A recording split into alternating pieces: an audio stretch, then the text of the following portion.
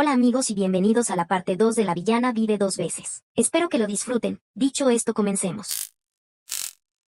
Tia continuaba mirando a Cedric sintiendo que no merecía aceptar su mano ni su generosidad por todos los crímenes que cometió contra él en su vida pasada, mientras el duque continuaba esperando con su mano extendida y le pedía que subiera al carruaje. Al final, decidió tomar su mano un poco avergonzada y tímida, y Cedric la ayudó a que subiera al carruaje, sin problemas. Ya subida en el carruaje, Tia deslizó la mano lentamente sobre la mano de Cedric, aunque por un momento quería disfrutar un poco más de aquella calidez que nunca había experimentado, debía dejarlo partir y conservar la calma. Y tras escuchar la puerta del carruaje cerrarse, Tia se quedó en silencio, mientras escuchaba cómo Cedric se alejaba poco a poco. El camino hacia el templo se le había hecho eterno y saber que Cedric junto a sus subordinados habían servido como sus escoltas, ya que todos se dirigían a la misma dirección. No logró que sus deseos de poner sus planes en marcha en esos momentos se apaciguaran, por lo que tras correr la cortina de la ventanilla del carruaje no pudo evitar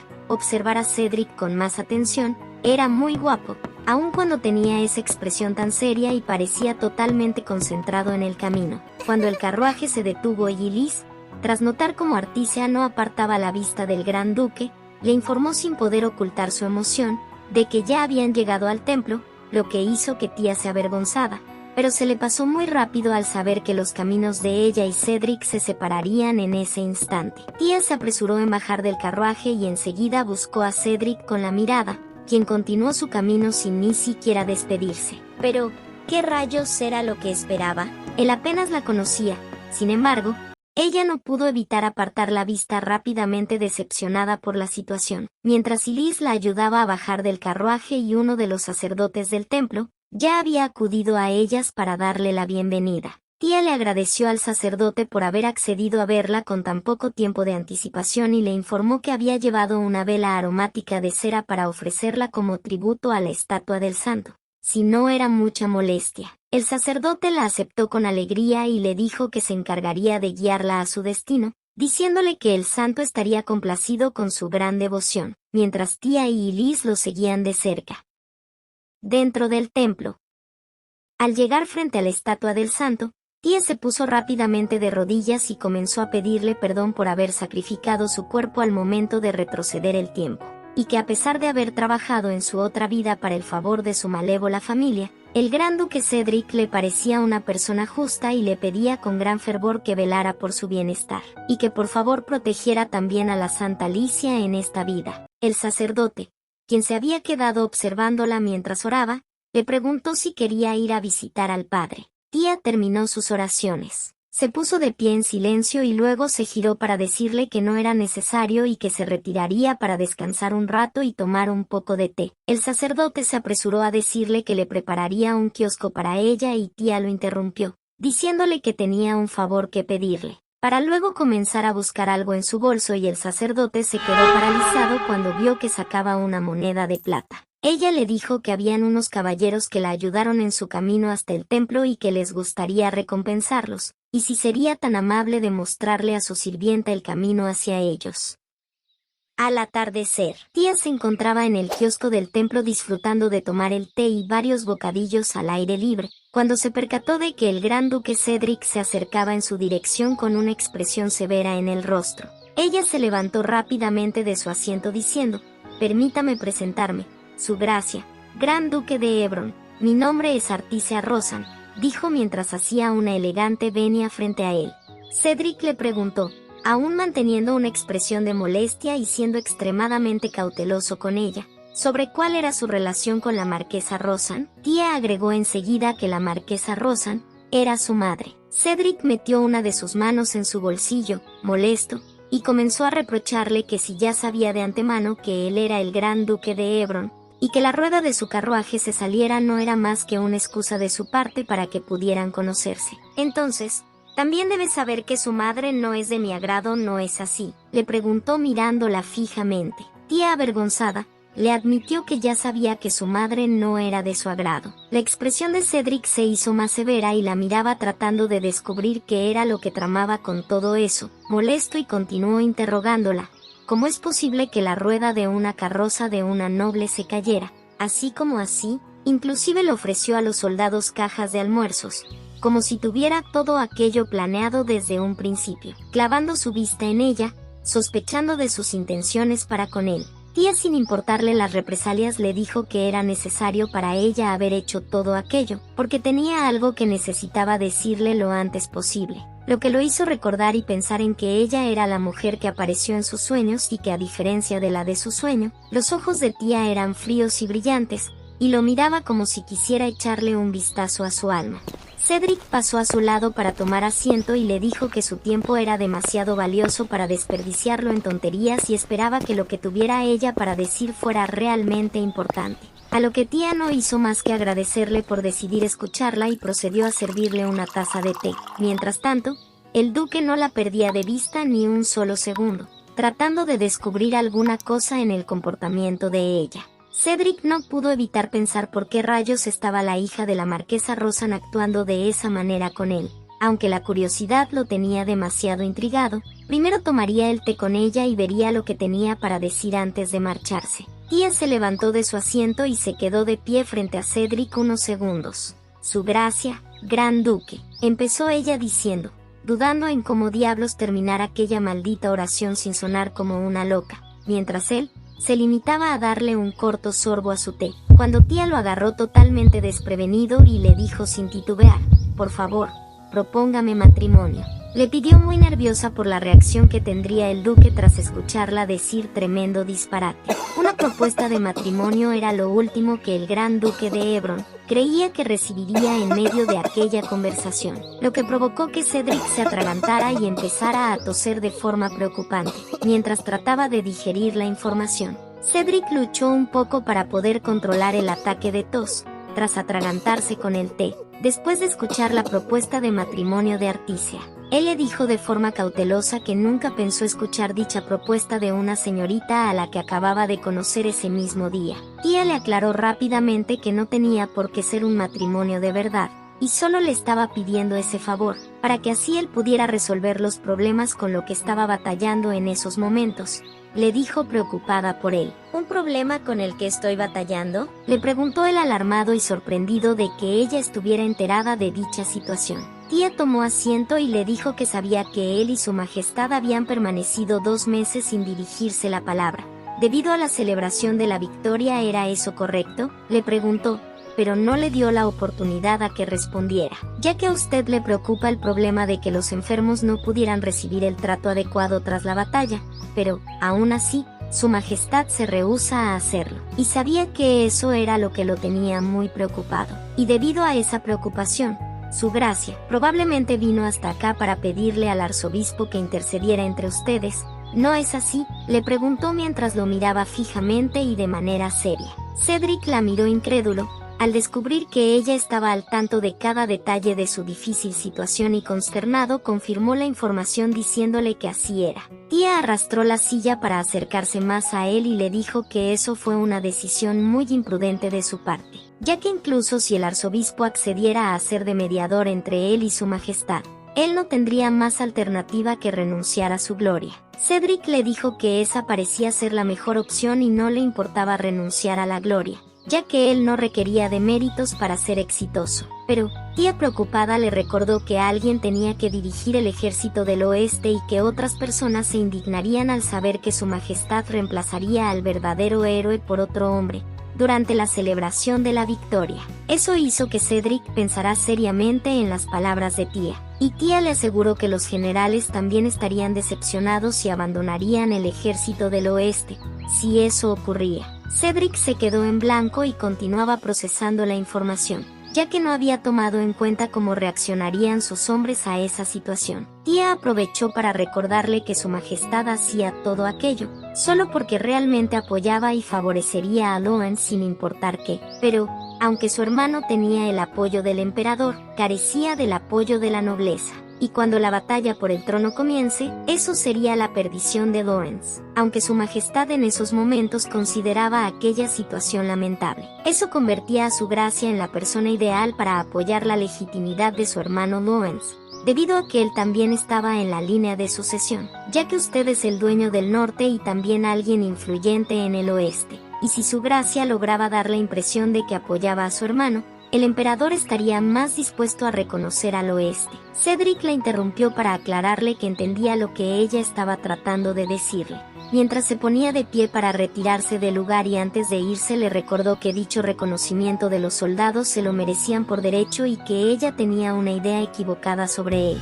Ya que no tenía ninguna intención de conspirar o rogar por ello, le dijo furioso, para luego pretender abandonar aquel kiosco. Tia rápidamente lo sujetó del brazo para impedir que se marchara de esa forma y le dijo, entonces, ¿qué me dice de la aldea de los conspiradores ubicada en el Gran Ducado de Hebron? Lo que provocó que Cedric se detuviera aterrado por unos largos segundos, mientras ella continuaba sujetándolo del brazo. Cedric se giró furioso hacia ella y le preguntó iracundo ¿acaso la señorita Artisea me está amenazando justo ahora? A lo que Tia con expresión inocente le dijo que no, que lo que estaba tratando de hacer era brindarle algunos consejos con la mayor sinceridad posible, lo que lo dejó totalmente sin palabras. Ya ambos sentados otra vez.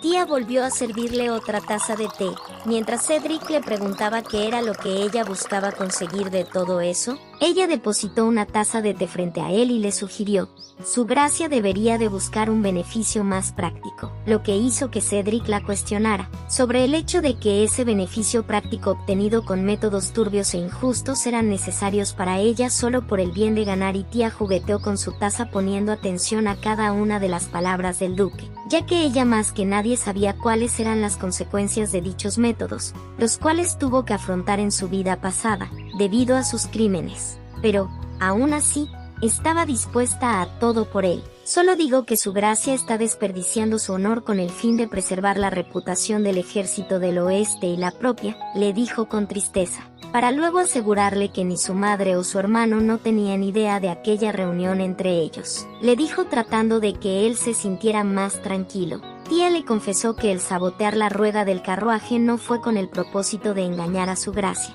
Eso solo era para engañar a los espectadores del lugar, ya que era común entre hombres y mujeres caer perdidamente enamorados, después de haberse conocido por casualidad. Así que debería comunicarles que se retirará de la lucha por el poder para ser emperador y que regresará a la capital, ya que se enamoró de mí, y después deberá proponerle matrimonio. Ambos se quedaron mirándose en silencio reflexionando sobre lo que significaba para ellos todo eso. Si usted contrae matrimonio conmigo, su majestad estará menos pendiente de su gracia, le dijo Tia tratando de convencerlo. Cedric le dio un sorbo a su té, sopesando las palabras de Tia seriamente, y luego le preguntó sin levantar la mirada de la taza que sostenía entre su mano, sobre si ella pensaba que hacer eso lo protegería.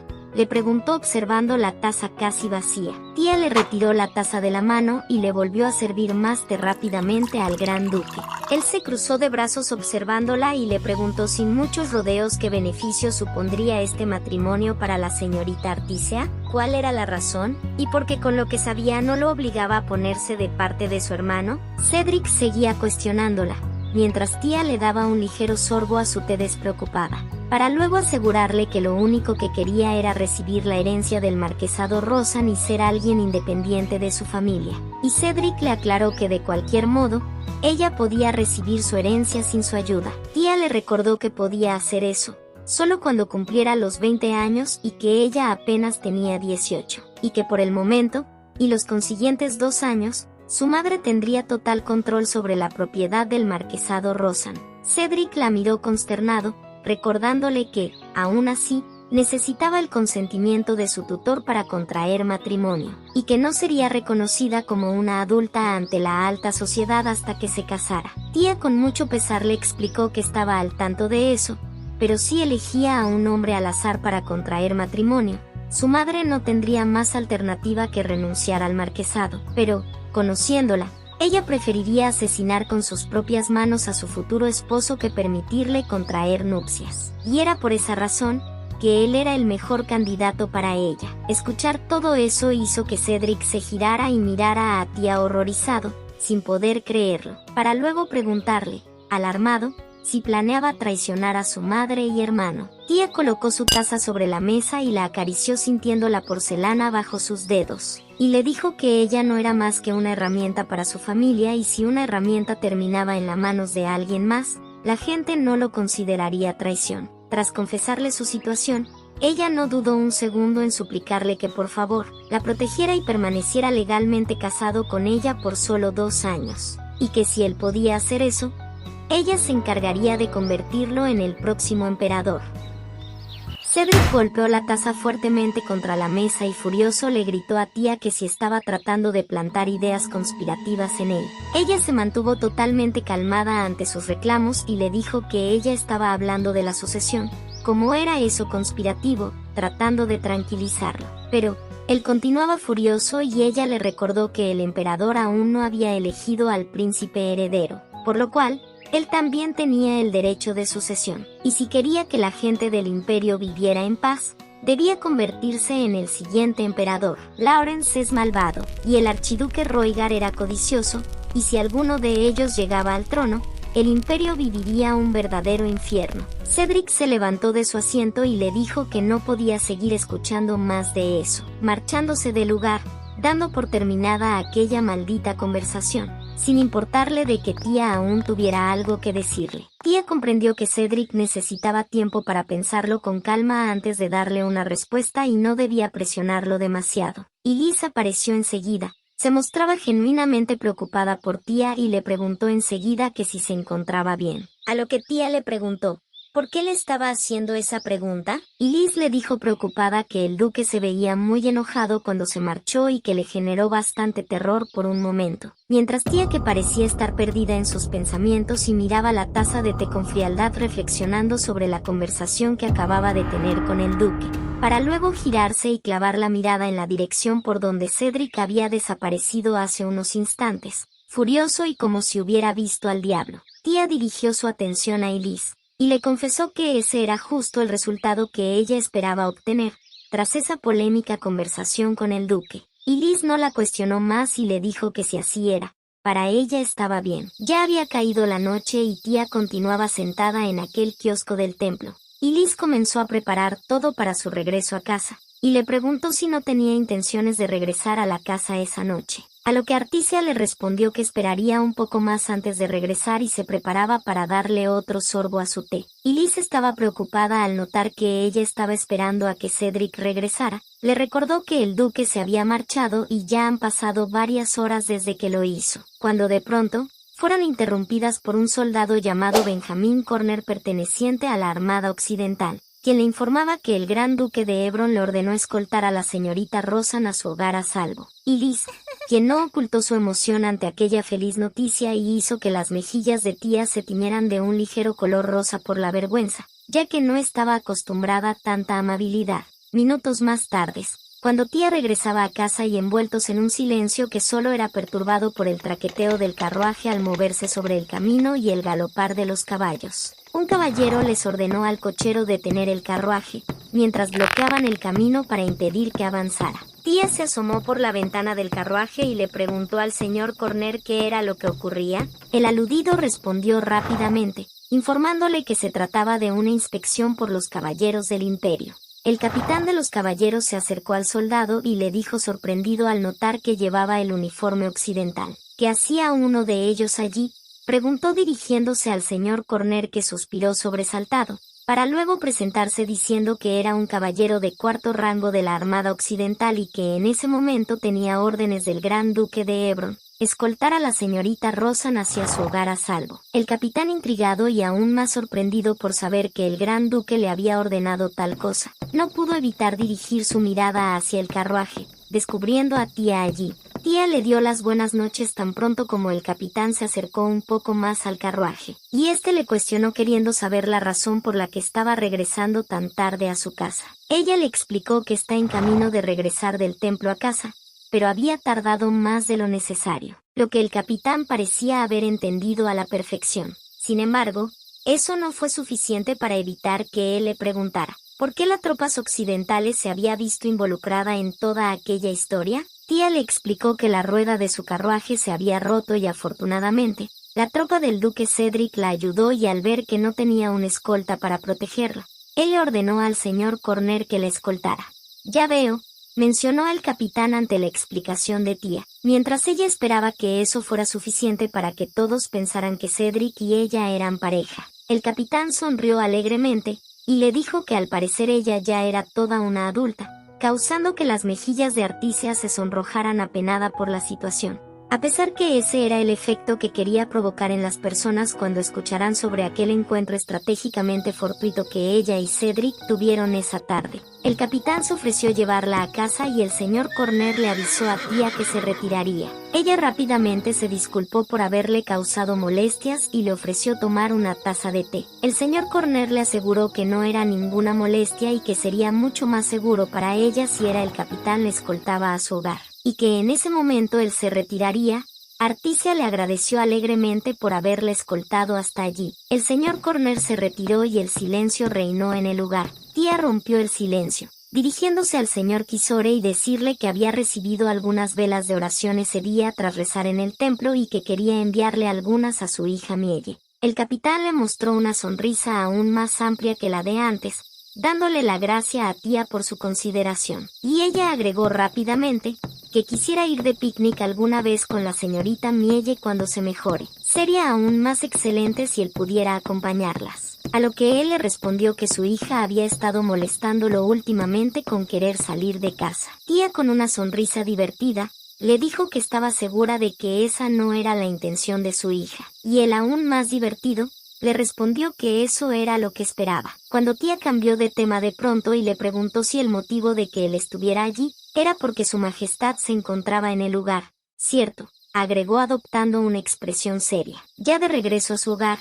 Liz seguía a Articia en silencio por los pasillos de la casa, cuando Tia, de pronto, le pidió a Liz que le diera las bolsas que habían preparado antes, mientras su sirvienta le sacaba los guantes. Liz, angustiada, le dijo, entonces, eso significa que, dejó la frase sin terminar, al notar que Tia se detenía en medio del pasillo, para luego girarse y decirle que era justo eso. Liz hizo una reverencia y le dijo que se encargaría de eso ahora mismo, mientras Tia continuó su camino sin decir nada más. Articia se detuvo frente a una puerta que estaba siendo custodiada por unos guardias, que no tenían intenciones de dejarla pasar más allá de donde se encontraba. Ella se apresuró a rebuscar algo en los bolsillos de su vestido y sacó una bolsita llena de monedas de plata y se las entregó a los guardias, quienes le dieron las gracias y procedieron a apartarse de su camino. Tia les ordenó que la anunciaran, diciéndole al emperador que la hija de la marquesa Rosan, Articia,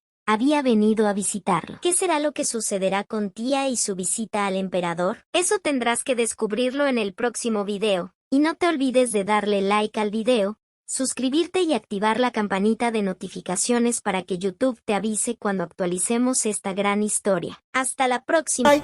Goodbye.